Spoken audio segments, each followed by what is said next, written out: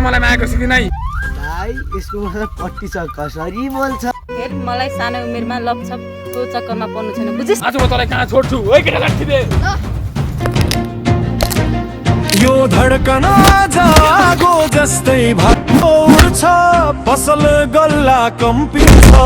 चोटाए पनि मोर लिदिन यो बाटो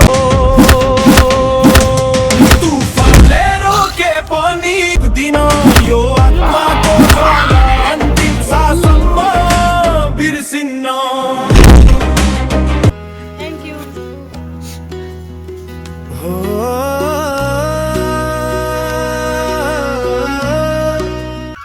साँच्चै तिमी प्रियासँग माया गर्छौ ए ठिक छ एउटा कुरा भन्छु विराज मान्छस् भन्नु न काका हेर विराज सानै उमेरमा तिमीले माया गर्नु हुँदैन कि पहिले तिमीले आफ्नो जिम्मेदारी पुरा गर्नुपर्छ जस्तै तिमीले पढाइ गर्नुपर्छ सङ्घर्ष गर्नुपर्छ र करियर बनाउनुपर्छ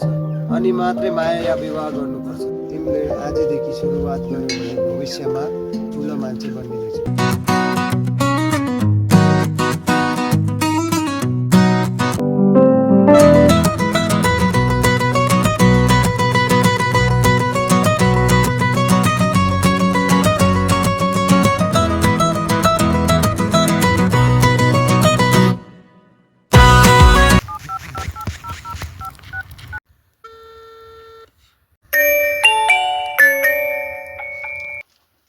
हेलो विराज के छ खाना भयो त नाइ तेरो हो खाना ओइ विराज अब साँच्चै स्कुल जाने हो र हामीसँग पढ्न जाने हो बस नाइ भाइ अब धेरै डुल्यो अब पढाइ काकाले भन्नुभएको छ पहिले पढाइ त्यसपछि र जामुजी हेरौँ न कति दिन पढ्दो रहेछस्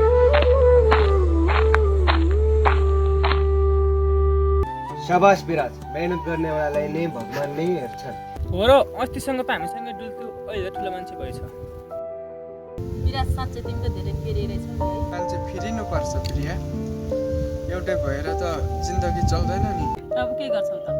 अब यो गाउँको विकास गर्छौँ तिमीलाई मन छ भने अब हामी सँगै अगाडि बढ्छौँ